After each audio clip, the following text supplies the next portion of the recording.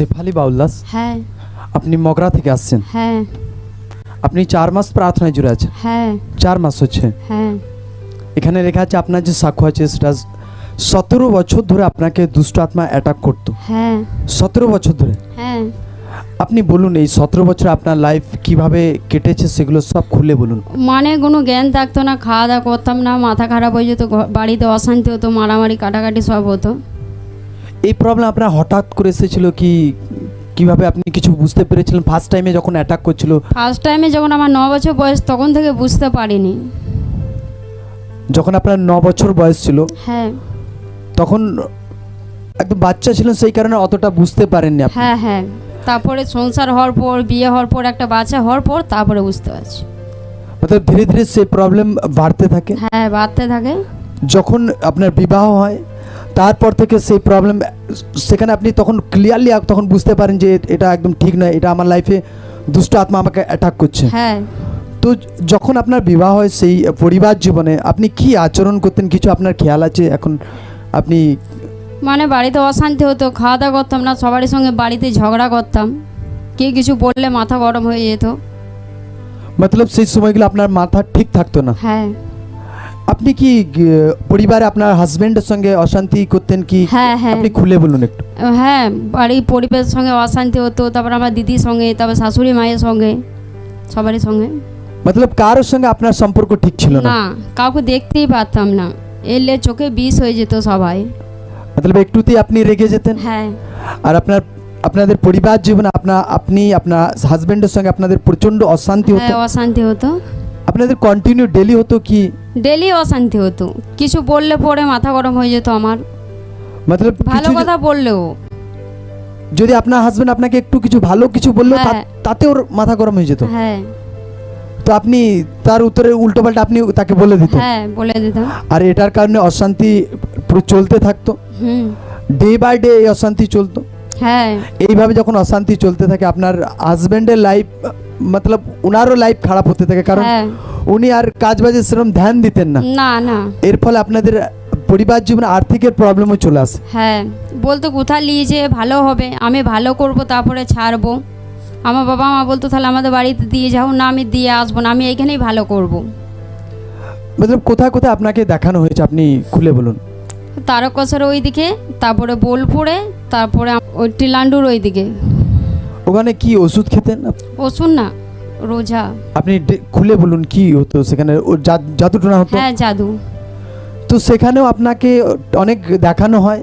হ্যাঁ আপনি নিজে বলছেন যে মগরাতে দেখানো হয় আপনাকে? হ্যাঁ মগরা, তারকেশ্বর, বোলপুর এই সমস্ত জায়গাতে আপনার জন্য জাদু টোনা হয়েছে। হ্যাঁ সেখানে অনেক টাকা খরচা হয়ে গেছে কিন্তু অনেক টাকা খরচা হয়েছে, ভালো হয়নি, সেখানেও কোনো ফল আসেনি। না। প্রবলেম লাইফে বেড়েই চলেছে, অশান্তি পরিবার জীবনে বেড়েই চলেছিল। হ্যাঁ অনেক টাইম আপনি কি মাথা ঘুরে যেত কি হতো আপনার লাইফে? মাথা ঘুরে পড়ে থাকতাম, তারপরে বাড়ি জল ফল দিয়ে তারপরে ঠিক হতাম। মতলব আপনি অজ্ঞান হয়ে যেতেন? হ্যাঁ অনেক টাইম এরম হয়েছে আপনার লাইফে? হ্যাঁ হ্যাঁ তো তাও কতক্ষণ ধরে এরম অজ্ঞান হয়ে থাকতেন আপনার লাইফ? প্রায় 8 ঘন্টা মতন থাকতাম। 8 ঘন্টা মতো? হ্যাঁ তারপরে ছেলেকেও দেখতে পেতাম না, ছেলেকেও মারতাম, টুটিতে পা দিয়ে টুটিতে ধরে নিতাম, ওকেও প্রচুর মারামারি হতো বাচ্চার সঙ্গে। মতলব বাচ্চাদেরকেও আপনি দেখে সহ্য করতে হ্যাঁ। পারতেন না? এইরকম আপনাকে দুষ্ট আত্মা অ্যাটাক করতো আপনাকে? হ্যাঁ আপনি বাচ্চাদের চিনতে পারতেন কি না সেই সময়? চিনতে পারতাম না। চিনতে পারতেন না? না। আর দুষ্ট আত্মা এইভাবে আপনাকে পরিচালনা করতো? হ্যাঁ লাইফ পুরো একদম খারাপ হয়ে গিয়েছিল আপনার? হ্যাঁ খারাপ হয়ে গেছিল। তো এইভাবে যখন লাইফ চলতে থাকে আপনার পরিবারের লোক আপনাকে কিছু বলতো সেটার জন্য যে এত হ্যাঁ। কারণ আপনার তো অনেক জাদু টোনা হয়েছে আপনি নিজে বলছেন, মগরা, তারকেশ্বর, বোলপুরে। তো যখন আপনার হাজবেন্ড দেখছে যে কিছুতেই ফ্রি হচ্ছে না, তো সেটার জন্য আপনাকে কি কিছু? না আমার কিছু বলতো না, বলতো ভালো হবে, আমি শেষ দিকে দেখবো যে কোথায় ভালো হয়। মতলব অনেক জায়গায় আপনাকে দেখানো হয়েছে, হ্যাঁ কিছুতেই কিছু হয়নি। না। এইভাবে লাইফ পুরো নিরাশার মধ্যে দিয়ে চলতে থাকে। হ্যাঁ এইভাবে যখন চলতে থাকে তো আপনাদের পরিবারের অবস্থাও পুরো হাল খারাপ হয়ে গিয়েছিল? হ্যাঁ পুরো হাল খারাপ হয়ে গিয়েছিল। আপনি কি কোনো একটা টাইমে ফ্রি ছিলেন কি আপনি এরকম ভাবতেন যে পরিবারে আমার লাইফ এরকম অশান্তি কেন হচ্ছে? হ্যাঁ আমি ভাবতাম জি তাহলে আমি বিষ খাবো না, গলায় দড়ি নিব, আমার যখন এত ভালো হয়েছে না, এত কিছু করছো, তাহলে আমাকে দেখাই দেওয়া হবে না। মানে ওরা কিছু বলতো না, আমি বলতাম সেটা। ও মতলব আপনি কোনো টাইমে এরকম ভাবতেনও নিজেও হ্যাঁ যে আমাকে এত ট্রিটমেন্ট করাচ্ছে, আমি ফ্রি হচ্ছি না, হ্যাঁ তো মনে মনে আপনার লাইফে এরকম দুষ্ট আত্মা সুসাইডের অ্যাটাক করে, সুসাইডের দুষ্ট আত্মা অ্যাটাক করে আপনাকে, হ্যাঁ তো আপনি ভাবতেন যে আমি যখন ভালো হচ্ছি না তো আমি গলায় দড়ি দেবো, নচেত আমি বিষ খাবো, এরকম হ্যাঁ এরকম সুসাইডের দুষ্ট আত্মা আপনাকে অ্যাটাক করে, হ্যাঁ এইভাবে লাইফ চলতে থাকে। হ্যাঁ তো এইভাবে যখন চলতে থাকে আপনার মনের অবস্থা, আপনি ফিরছে বলুন অবস্থা কেমন, মতলব কি মনের ভাবতেন অবস্থা ভালো ছিল না। আমি ভাবতাম যে কোনোদিনই কি ভালো হব না, সংসার কি করতে পারবো না, একটা ছেলে আছে তাকে কি করে মানুষ করব, এইরকম যে পরিবারটাকে কি করে ভালো রাখবো, সবারই সঙ্গে যেন ভালো থাকি, এইরকম। মতলব একটা টাইম এরকম আপনার খেয়াল আসতো, হ্যাঁ কিন্তু দুষ্ট আত্মা আপনাকে পুরো একদম 17 বছর ধরে তাং করতে থাকে, হ্যাঁ এইভাবে অ্যাটাক করতে থাকে। হুম আপনার মাথা কোনো ঠিক থাকতো না, না। রেগে যেতেন আপনি, হ্যাঁ অজ্ঞান হয়ে যেতেন, হ্যাঁ পরিবারে প্রচন্ড অশান্তি চলতো, প্রচুর অশান্তি। এইভাবে লাইফ চলতে থাকে। হ্যাঁ প্রার্থনার কথা কিভাবে জানতে পারেন আপনি? প্রার্থনা ওই আমার মেজদির কাছ থেকে। মতলব আপনি আপনার দিদির মারফতে প্রার্থনার কথা জানতে পারেন। হ্যাঁ যখন প্রার্থনার কথা জানতে পারেন, ফার্স্ট টাইম প্রার্থনায় আসেন, হুম যখন প্রথম দিন প্রার্থনায় আসেন, সেই সময় আপনার লোকরা দেখেন যে ওয়ার্শিপ করছে, সাক্ষ্যকে দিচ্ছে, তো সেই সময়গুলো কেমন লাগছিল ফার্স্ট টাইম এসে? মানে ভালো লাগছিল। আমি বললাম সবাই যখন সাক্ষ্য দিছে, প্রভু ঈশ্বর আমি যেন সবারই মতো সাক্ষ্য দিতে পারে, আমিও যেন এসে ভালো হয়ে যাই। মতলব সাক্ষ্য শুনে আপনার জীবনে একটু বিশ্বাস বাড়তে থাকে। হ্যাঁ বিশ্বাস বাড়তে এইভাবে আস্তে যখন আস্তে বিশ্বাসে বাড়েন, প্রার্থনা কন্টিনিউ আসতে থাকেন, প্রার্থনা করি। হ্যাঁ প্রার্থনা আসতে থাকেন, হ্যাঁ প্রার্থনায় এসে ঈশ্বরের দাস দ্বারা ওয়ার্ডকে রিসিভ করতে থাকেন, হ্যাঁ ফায়ার প্রার্থনাকে রিসিভ করতে থাকেন, হ্যাঁ যে অভিষিক্ত অয়েল দেওয়া হয়েছিল সেই অয়েল আপনি গোটা বডিতে ব্যবহার করতে হ্যাঁ থাকেন। ব্যবহার করতে থাকি। যখন এইভাবে লাইফ চলতে থাকে, তারপরে কি চেঞ্জিং হয় আপনি আপনার লাইফে বলুন? তারপরে আস্তে আস্তে আস্তে পুরো 3 মাস সুস্থ হয়ে গেছি। সকলে জোরসে মহিমা করি, হালেলুয়া হালেলুয়া জোরসে, জোরসে, জোরসে। Hallelujah hallelujah hallelujah. জোরসে হাত কে উঠে আরেকজন, জোরসে জোরসে জোরসে। হালেলুয়া। সকলে ফির সে ধ্যান সহকারে শুনুক। ইনার 17 বছর ধরে দুষ্ট আত্মা অ্যাটাক ইনি ভুগছিলেন, আর ইনি নিজে বলছেন সেই সময়গুলো এনার মাথা ঠিক থাকতো না।